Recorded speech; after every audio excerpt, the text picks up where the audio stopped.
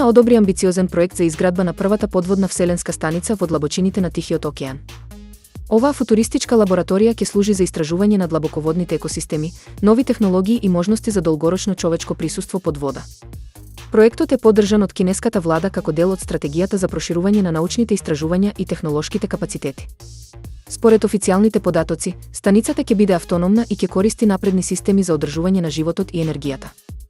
Кинеските власти ја представуваат станицата како клучен чекор кон идните подводни мисии и потенцијалниот развој на ресурсите на океанското дно.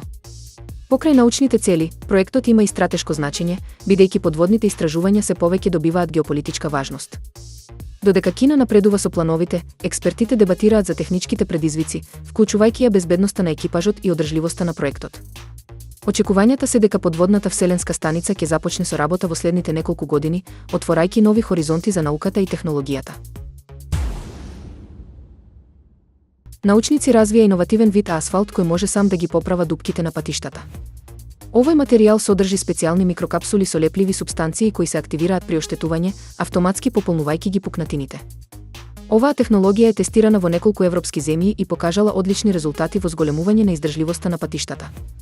Самообновувачкиот асфалт значително ги намалува трошоците за одржување и ја продолжува трајноста на коловозите.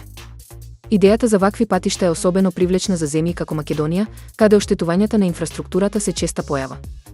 Со ова решение, локалните власти би можеле да ги намалат проблемите со уништените улици и да го подобрат квалитетот на возењето. Сепак, масовната примена на овој асфалт зависи од цената и достапноста на технологијата.